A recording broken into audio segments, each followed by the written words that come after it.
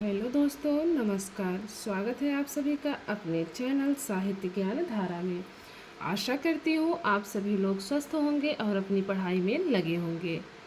तो कवियों की श्रृंखला में बिना किसी देरी के आज हम सभी लोग देखेंगे अज्ञेय के बारे में। अज्ञेय का समय 1911 से लेकर 1987 ईस्वी के मध्य माना जाता है।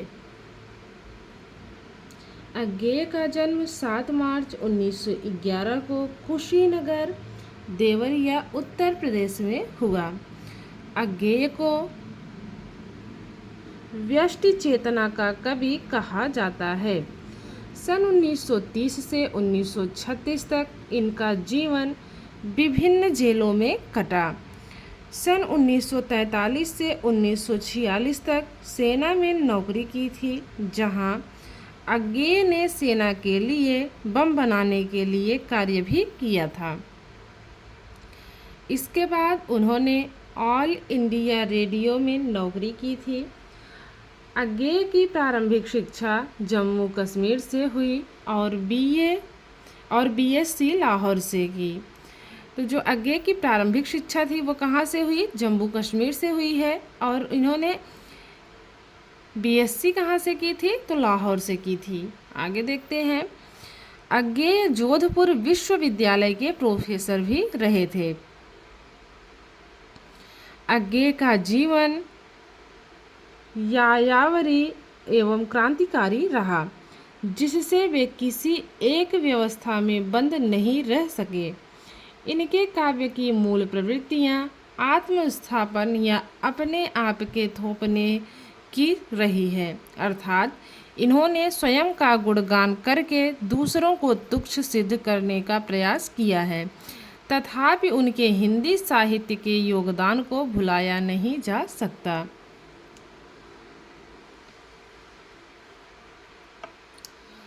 अज्ञेय प्रयोगवाद काव्यधारा के प्रवर्तक माने जाते हैं तथा उनके द्वारा संपादित प्रत्येक पत्रिका से प्रयोगवाद की शुरुआत मानी जाती है।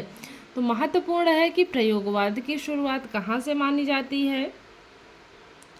तो अज्ञेय की प्रत्येक पत्रिका से प्रयोगवाद की शुरुआत मानी जाती है। इनकी कविताओं प्रकृति, नारी, काम वासना आदि विभिन्न विषयों का निरूपण हुआ है, किंतु वहाँ भी वे अपनी अहम व दंभ को छोड़ नहीं पाए हैं। हरी घास पर क्षण भर इनकी प्रौढ़ रचना मानी जाती है। इसमें बुलबुल, श्यामा, फुदकी, दहंगल, कौवा जैसे विषयों को लेकर कवि ने अपनी अनुभूति का परिचय दिया है। आचार्य शुक्ल ने इनको कठिन गद्य का प्रेत कहा है। आचार्य शुक्ल ने केशव को कठिन काव्य का प्रेत कहा है। तो दोनों अलग अलग बातें हैं और महत्वपूर्ण हैं, ध्यान रखेंगे। बात अगर कठिन गद्य प्रेत की आए तो वहाँ होंगे जो है अज्ञेय जी। और अगर बात की जाए कठिन काव्य का प्रेत कौन है, तो केशव दास होंगे। और कहा किसने है? ये दोनों ही कथन है आचार्य रामचंद्र शुक्ल के। कितनी नावों में कितनी बार रचना के लिए इनको 1978 में भारतीय ज्ञानपीठ पुरस्कार से सम्मानित किया गया। बाबरा अहेरी इनके जीवन दर्शन को प्रतिबिंबित करने वाली रचना मानी जाती है। इंद्रधनुष रौंदे हुए यह रचना में नए कवियों की भावनाओं को अभिव्यक्त किया गया है।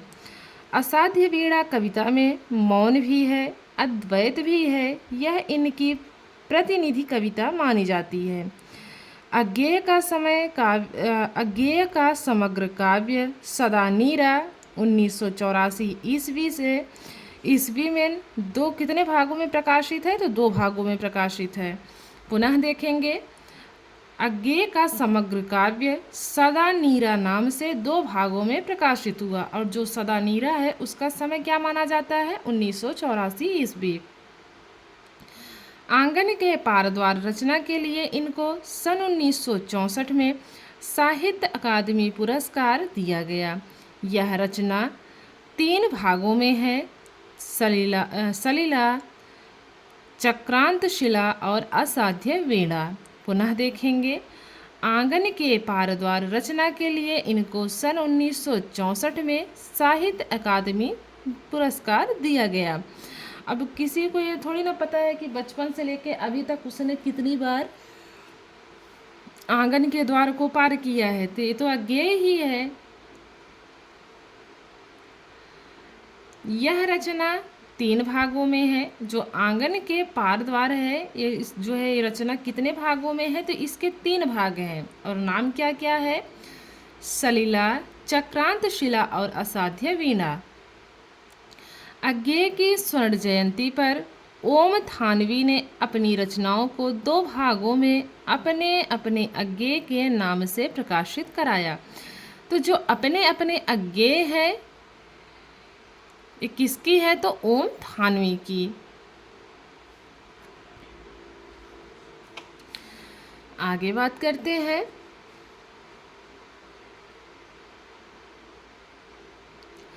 अज्ञेय के कुट्टी चाटन के नाम से लिखे गए निबंधों का संग्रह सब रंग है और सब रंग का समय क्या है? तो 1977 ईस्वी। अरे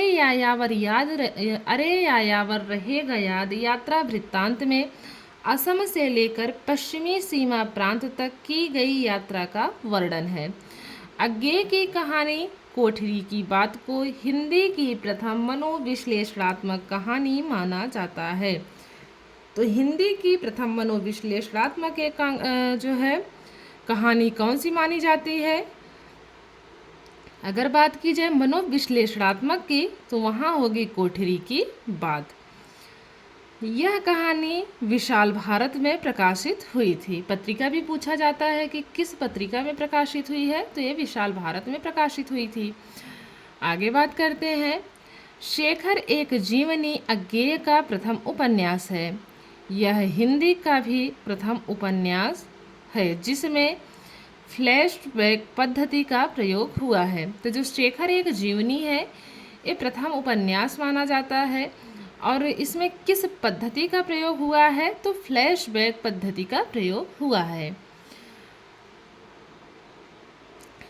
अब विशेष तथ्य याद रखने योग्य बात क्या है? हिंदी की प्रथम फ्लैशबैक पद्धति पर लिखी कहानी चंद्रधर शर्मा गुलेरी की कहानी उसने कहा था।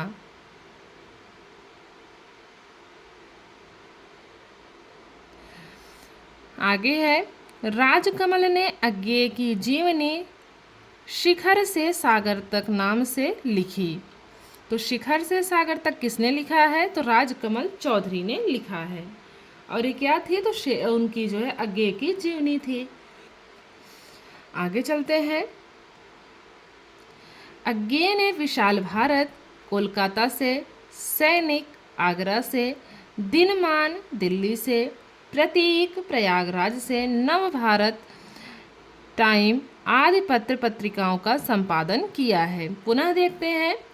विशाल भारत कोलकाता से, सैनिक आगरा से, दिनमान दिल्ली से, प्रतीक प्रयागराज से, नव भारत टाइम आदि पत्र पत्रिकाओं का संपादन किया है। अब बात करते हैं अज्ञेय की रचनाओं की। सबसे पहले है काव्य रचनाएं। भग्नदूत 1933 ईस्वी, चिंता 1941, इत्यलम 1946 ईस्वी, हरी घास पर क्षण भर 1948, बाबरा अहेरी 1954 ईस्वी, इंद्रधनुष रौंदे हुए यह 1957 ईस्वी, अरि ओ करुणा प्रभामय 1959 ईस्वी, आंगन के पार द्वार 1961 ईस्वी, कितनी नावों में कितनी बार 1967 ईस्वी, क्योंकि मैं उसे जानता हूँ 1970 ईस्वी, सागर मुद्रा 1970 ईस्वी, पहले मैं सन्नाटा बुनता हूँ 1974 ईस्वी, महावृक्ष के नीचे 1977 ईस्वी, नदी की बांक पर छाया 1981 ईस्वी, प्रिजन डेज एवं अदर पोइम्स 1946 ईस्वी, रूपांबरा, सावन मेघ ऐसा घर आपने देखा है 1986 ईस्वी। ये सारी की सारी काव्य रचनाएं किसकी हैं? तो अज्ञे की हैं। अब बात करते हैं उपन्यास विधा की। शेखर एक जीवनी, प्रथम भाग 1941 ईस्वी, दूसरा भाग 1944 ईस्वी में प्रकाशित। नदी के दीप की बात करें तो 1951 ईस्वी, अपने अपने अजनबी 1961 ईस्वी। अब बात करते हैं प्रसिद्ध कहानियों की। अज्ञे ने कुल 67 कहानियाँ लिखी थी। जिज्ञासा 1929 ईस्वी अज्ञे की प्रथम कहानी मानी जाती है। तो इसमें जितने भी तथ्य हैं सब महत्वपूर्ण हैं, इसीलिए इसको ध्यान से देखेंगे, ध्यान से पढ़ते हुए चलेंगे। जिज्ञासा अज्ञे की प्रथम कहानी मानी जाती है। बात करें विपथगा की, विपथगा 1951 ईस्वी की रचना है।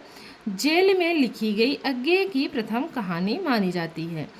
अगर अज्ञे की प्रथम कहानी पूछे तो जिज्ञासा है, और जेल में लिखी गई अज्ञे की प्रथम कहानी की बात होगी तो वो होगी विपथगा। तो विपत्ति आने पे लोग क्या करते हैं? जेल में कोई लिखेगा तो क्या करेगा? विपत्ति में ही तो फंसेगा। तो इस प्रकार से कनेक्ट कर सकते हैं विपथगा। आगे है हारीति 1931 ईस्वी, गृह त्याग 1932 ईस्वी, गैंग्रीन 1934 ईस्वी की है। गैंग्रीन एक फूल का नाम भी है। आलिखित कहानी 1934 ईस्वी, शांति हंसी थी 1935 ईस्वी, शत्रु 1935 ईस्वी, अहम एवं विद्रोह की भीति पर खड़े पात्र का श्रेष्ठ उदाहरण वाली कहानी मानी जाती है। कौन सी? शत्रु। कोठरी की बात 1934 ईस्वी, जेल में विभिन्न कैदियों का चरित्र चित्रण इसमें किया गया है। इंदु की बेटी 1936 ईस्वी, अछूते फल 1937 ईस्वी, सिग्नेलर 1937 ईस्वी, जिजीविसा 1937, पुलिस की सीटी 1938 ईस्वी, शरणदाता 1947 ईस्वी भारत पाकिस्तान विभाजन के आधार पर लिखी कहानी मानी जाती है। रमनते तत्र देवता 1947 ईस्वी, बदला 1947 ईस्वी, जयदोल 1950 ईस्वी, पठार का धीरज 1950 ईस्वी, खितीन बाबू 1952 ईस्वी, हजामत का साबूत 1959 ईस्वी, और ये अज्ञे की अंतिम कहानी मानी जाती है। तो अज्ञे की अंतिम कहानी कौन सी है? तो हजामत का साबुन। अब बात करते हैं इनके कहानी संग्रह की। विपथगा 1937 ईस्वी, परंपरा 1944 ईस्वी, कोठरी की बात 1945 ईस्वी, शरणार्थी 1948 ईस्वी, जयदोल 1951 की रचना है। ए तेरे प्रतिरूप 1961 ईस्वी, अमर वल्लरी 1965 ईस्वी। अब बात करते हैं अज्ञे के नाटक की। तो इनके नाटक का नाम है उत्तर प्रियदर्शिनी। निबंध देखते हैं, इनके निबंध कौन कौन से हैं। त्रिशंकु 1945 ईस्वी, बाद में 1973 में पुनः संशोधित संस्करण प्रकाशित हुआ। सब रंग और कुछ राग, आत्मनेपद 1960 ईस्वी, आलवाल 1971 ईस्वी, लिखी कागद कोरे 1972 ईस्वी, जोग लिखी 1977 ईस्वी, अद्यतन 1978 ईस्वी, संवत्सर 1978 ईस्वी, धार और किनारे 1982 ईस्वी, कहाँ है द्वारका 1982 ईस्वी, छाया का जंगल 1985 ईस्वी। तो ये सारी की सारी विधाएं कैसी हैं? तो ये निबंध विधा हैं। अब बात करते हैं यात्रा संस्मरण की।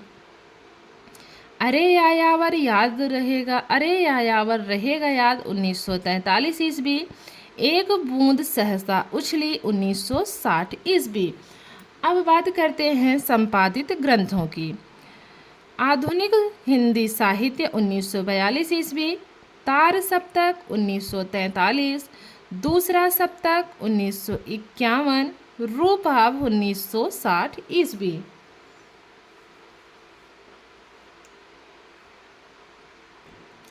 अब देखते हैं अज्ञे द्वारा विभिन्न साहित्यकारों को दी गई संज्ञाएं। निराला को बसंत का दूत किसने कहा है? अज्ञे ने। शमशेर बहादुर सिंह को शमशेर बहादुर सिंह को कवियों का कवि किसने कहा है? तो ये भी अज्ञे ने कहा है। फणीश्वर नाथ रेणु को धरती का धनी किसने कहा है? अज्ञे ने कहा है। दिनकर को समय सूर्य किसने कहा? अज्ञे ने कहा है। हजारी प्रसाद द्विवेदी को 20वीं सदी का बाणभट्ट किसने कहा है? तो ये भी अज्ञे ने कहा है। एक बार पुनः देख लेते हैं किसको इन्होंने क्या कहा है। निराला को बसंत का दूत कहने वाले अज्ञे हैं। शमशेर बहादुर सिंह को कवियों का कवि कहा है। फणीश्वर नाथ रेणु को धरती का धनी कहा। दिनकर को समय सूर्य कहा है। हजारी प्रसाद द्विवेदी को 20वीं सदी का बाणभट्ट कहा है। तो ये सब कुछ किसने कहा है? अज्ञे ने कहा है विभिन्न कवियों के विषय में। अब बात करते हैं इनकी प्रसिद्ध पंक्तियों की। मौन भी अभिव्यंजना है, उतना ही कहो जितना तुम्हारा सच है। दुख सबको मांझता है, मैंने आहुति बनकर देखा, यह प्रेम यज्ञ की ज्वाला है। सांप तुम सभ्य तो नहीं हुए, नगर में बसना भी तुम्हें नहीं आया। कैसे सीखा डसना, विष कहाँ से पाया। अगली पंक्ति है, एक तनी हुई रस्सी जिस पर मैं नाचता हूँ। अगली पंक्ति की बात करें, उपमान मिलय हो गए हैं उपमान मैले हो गए हैं, देवता इन प्रतीकों से कर गए हैं कूच। जैसे बासन अधिक घिसने से मुलम्मा जाता है छूट। तो ये भी पंक्ति किसकी है? तो अज्ञे की पंक्ति मानी जाती है। अज्ञे जब जेल में थे तो उस समय अपनी रचनाएं जैनेन्द्र कुमार के माध्यम से प्रेमचंद को भेजते थे।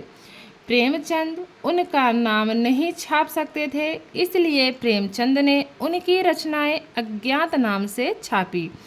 आगे चलकर यही नाम अज्ञे के नाम से लोकप्रिय हो गया। तो महत्वपूर्ण बिंदु है, ये याद रखेंगे। तो ये थे जो है कुछ अज्ञे से संबंधित बातें। अज्ञे से बनने वाले महत्वपूर्ण प्रश्नों के बारे में हम देखेंगे नेक्स्ट वीडियो में, क्योंकि बहुत ज़्यादा बड़ी वीडियो हो जाने से बोरियत महसूस होने लगती है कि एक साथ कितना पढ़ें। इसीलिए वीडियोस छोटे छोटे ही रखते हैं ताकि आप लोगों को ऊबन ना महसूस हो। तो जितने भी लोग इस वीडियो को देखेंगे, उम्मीद है कि उन लोगों को पसंद आएगी। अगर वीडियो पसंद आए तो लाइक करें और कमेंट के माध्यम से ज़रूर बताएं कि वीडियो कैसी लगी। तो कवियों की श्रृंखला में मिलेंगे अज्ञे से बनने वाले महत्वपूर्ण प्रश्नों के साथ। तब तक के लिए सभी को जय श्री कृष्णा, जय श्री सीताराम, नमस्कार।